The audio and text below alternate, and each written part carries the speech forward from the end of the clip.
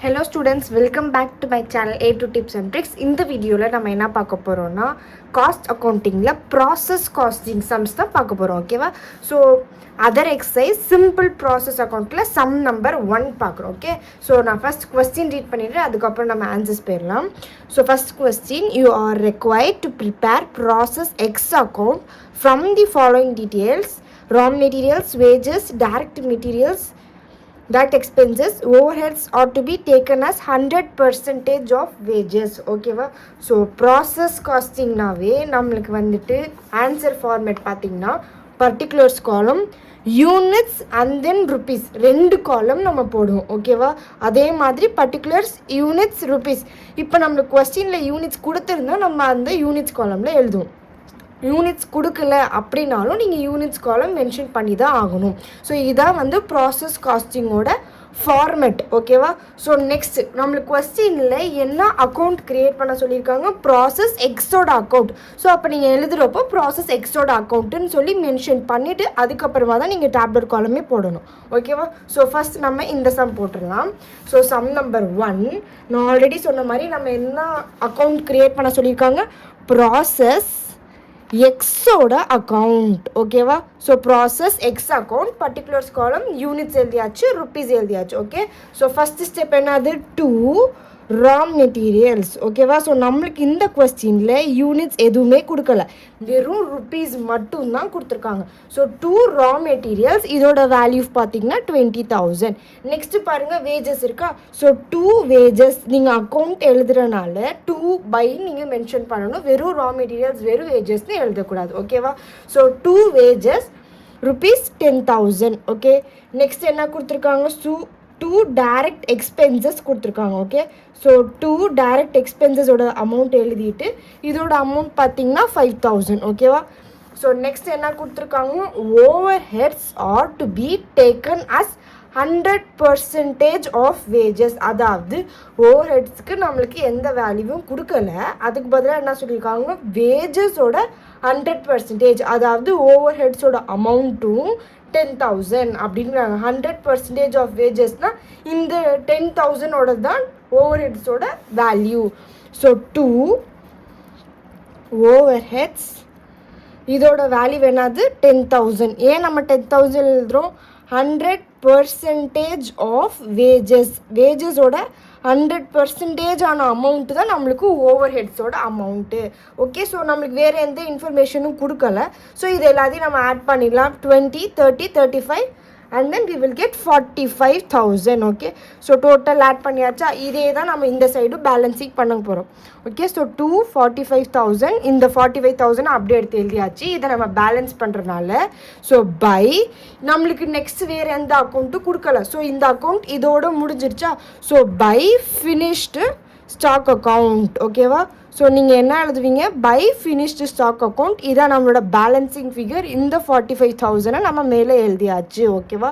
So இது நம்மளுக்கு ஒரே ஒரு அக்கௌண்ட் கொடுத்துருந்தா நீங்கள் இப்படி தான் எழுதுவீங்க. இந்த சைட் பார்த்தீங்கன்னா பை ஃபினிஷ்டு ஸ்டாக் அக்கௌண்ட்டு நீங்கள் மென்ஷன் பண்ணுவீங்க. ஓகேவா? ஸோ 2 அக்கௌண்ட் கொடுத்துருந்தாங்கன்னா இப்போ ப்ராசஸ் எக்ஸ் இருக்குது, so process Y account create பண்ணுங்கள் அப்படின்னு நம்மளுக்கு கொஸ்டினில் கொடுத்துருந்தாங்கன்னா நீங்கள் பை ப்ராசஸ் ஒய் அக்கௌண்ட்டுன்னு நீங்கள் மென்ஷன் பண்ணணும். இல்லைன்னா by transfer of process to Y account அப்படின்னு சொல்லி நீங்கள் மென்ஷன் பண்ணுவீங்க. நம்மளுக்கு இந்த கொஸ்டினில் ஒரே ஒரு அக்கௌண்ட் தான் ப்ரிப்பேர் பண்ண சொன்னனால so by finished stock account அப்படின்னு சொல்லி நீங்கள் எழுதிருவீங்க. ஓகேவா? ஸோ சம் நம்பர் 1 ஈஸியாக முடிஞ்சிருச்சு. நெக்ஸ்ட் சம் பாருங்கள். Sum number 2, prepare a process account from the following details: materials, labor, expenses, direct. Okay, so நம்மளுக்கு வந்துட்டு ப்ராசஸ் 1 அக்கௌண்ட், ப்ராசஸ் 2 அக்கௌண்ட்டோட டீட்டெயில்ஸ் கொடுத்துருக்காங்க. ஸோ நீங்கள் 2 டைப்ஸ் ஆஃப் அக்கௌண்ட் க்ரியேட் பண்ண போகிறீங்க. ஓகே, ஸோ ப்ராசஸ் 1க்கும் 2க்கும் ஓகே, ஸோ 2 அக்கௌண்ட் நீங்கள் க்ரியேட் பண்ண போகிறீங்க. நெக்ஸ்ட் என்ன கொடுத்துருக்காங்க? ப்ரொடக்ஷன் ஓவர் ஹெட்ஸோட rupees 60,000 to be allocated to process 1 and 2 on the basis of 150 of direct wages. ஓகேவா? ஸோ நம்மளுக்கு டைரக்ட் வேஜஸும் லேபர்ஸும் சேம் மீனிங் தான். ஓகே, ஸோ இந்த 15,000 60,000ல் 150%. ஓகே, ஸோ 15,000 இன்ட்டு 150% நம்மளுக்கு ஒரு அமௌண்ட் வரும். ஸோ அந்த அமௌண்ட் தான் நம்மளோட ப்ரொடக்ஷன் ஓவர் ஹெட்டோட வேல்யூ. ஓகே, ஸோ அதே மாதிரி ப்ராசஸ் 2க்கு 16,000ல் 150% கேல்குலேட் பண்ணிங்கன்னா வர அமௌண்ட் தான் production overheads for process 2 account. Okay, so next என்ன கொடுத்துருக்காங்க, production during the period 2000 units. அதாவது நம்மளுக்கு இந்த கொஸ்டினில் 2000 யூனிட்ஸும் கொடுத்துருக்காங்க. ஓகேவா? ஸோ நான் ஆல்ரெடி சொன்ன மாதிரி ப்ராசஸ் அக்கௌண்ட்டில் பார்த்தீங்கன்னா அதோட ஃபார்மேட் என்ன, பர்டிகுலர்ஸ், யூனிட்ஸ் காலம் அண்ட் தென் ருப்பீஸ் காலமா. ஸோ யூனிட்ஸ் காலமில் ஃபஸ்ட்டு எடுத்தோன்னே நீங்கள் 2000 போட்டுருணும். ஓகேவா? ஸோ இப்போ நம்ம ஆன்சர்ஸ் போயிடலாம். ஓகே, இப்போ நம்ம ஆன்சர்ஸ் போயிடலாம். Okay, so process 1 account 2 account 2 types of account நம்ம இந்த சம்மில் க்ரியேட் பண்ண போகிறோம். ஓகே, ஸோ நம்மளோட ஃபார்மேட் என்ன சொன்னேன், பர்டிகுலர்ஸ் காலம், யூனிட்ஸ் காலம் அண்ட் தென் ருப்பீஸ். யூனிட்ஸ்க்கு அப்புறமா தான் ருப்பீஸ் காலம் நீங்கள் மென்ஷன் பண்ணணும். ஓகேவா? ஸோ ஃபஸ்ட் இப்போ நம்ம ப்ராசஸ் 1 அக்கௌண்ட்டை கம்ப்ளீட் பண்ணிடலாம். ஃபஸ்ட்டு ஸ்டெப் நம்மளுக்கு மெட்டீரியல்ஸ் கொடுத்துருக்காங்கல்ல. ஸோ 2 மெட்டீரியல்ஸோட அமௌண்ட் என்னது நம்மளுக்கு கொஸ்டினில் கொடுத்துருக்கிறது ப்ராசஸ் 1க்கு 40,000. ஸோ ருப்பீஸ் காலமில் நீங்கள் 40,000 எழுதிருங்க. Next 2 labour 15,000. ஸோ 2 லேபரோட அமௌண்ட் நம்மளுக்கு 15,000. நெக்ஸ்ட் வேறு என்ன கொடுத்துருக்காங்க, 2 எக்ஸ்பென்சஸ் நம்மளுக்கு ப்ராக்கெட்டில் டேரக்ட்னு கொடுத்துருக்காங்களா. ஸோ நீங்கள் அதே ஃபார்மேட்டில் மென்ஷன் பண்ணிக்கோங்க, 5,000. ஓகே, நெக்ஸ்ட் என்ன கொடுத்துருக்காங்க, ப்ரொடக்ஷன் ஓவர் ஹெட்டோட 16,000 ப்ராசஸ் 1க்கும் 2க்கும் 150% ஆஃப் டைரக்ட் வேஜஸில் நம்ம பிரித்து கொடுக்க போகிறோம். ஓகேவா?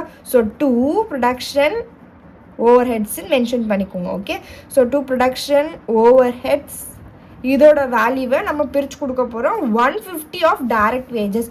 ஸோ ப்ராசஸ் 1 ப்ராசஸ் 2 அக்கௌண்ட்டுக்கு இந்த டைரக்ட் வேஜஸ் லேபர் ரெண்டுமே ஒரே அமௌண்ட்டு தான். ஓகேவா? ஸோ 15,000 ப்ராசஸ் 1க்கு 16,000 ப்ராசஸ் 2க்கு எதில் நம்ம பிரிக்க போகிறோம், 150%.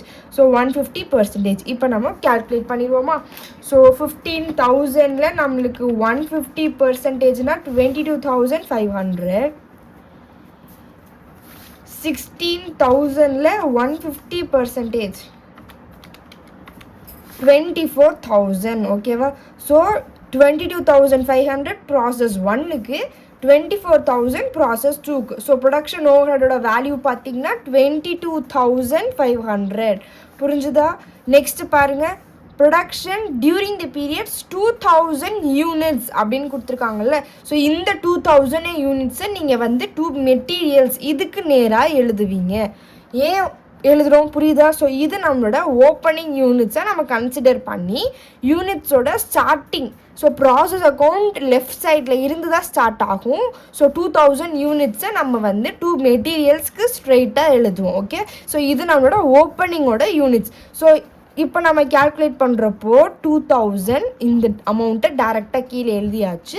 இப்போ இதெல்லாத்தையும் நம்ம ஆட் பண்ண போகிறோம். ஸோ 40,000 15,000 5,000 ப்ளஸ் 22,500 ஆட் பண்ணோம்னா we will get 82,500. ஓகேவா? ஸோ இந்த அமௌண்ட்டை அப்படியே நம்ம இங்கே எழுத போகிறோம். ஓகே, ஸோ 2,000 நெக்ஸ்ட்டு பாருங்கள் 82,500 எழுதியாச்சா. ஸோ இதே அமௌண்ட்டை தான் நம்ம மேலேயும் எழுதுவோம், 2,000 82,500. ஓகே, ஸோ பை ப்ராசஸ் இந்த அமௌண்ட்டை நம்ம வந்து ப்ராசஸ் 2க்கு ட்ரான்ஸ்ஃபர் பண்ண போகிறோம். ஸோ நீங்கள் ப்ராசஸ் 2 அக்கௌண்ட்டுன்னு எழுதலாம்.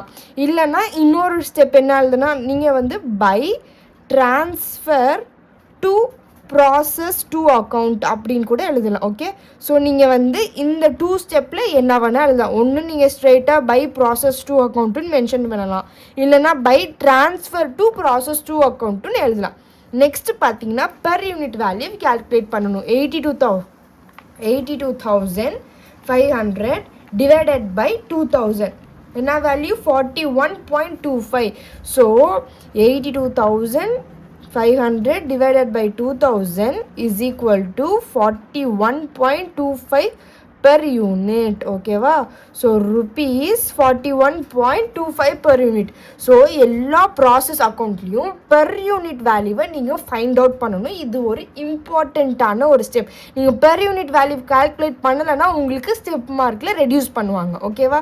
ஸோ இப்போ நம்ம ப்ராசஸ் 2 அக்கௌண்ட் போயிடலாம்.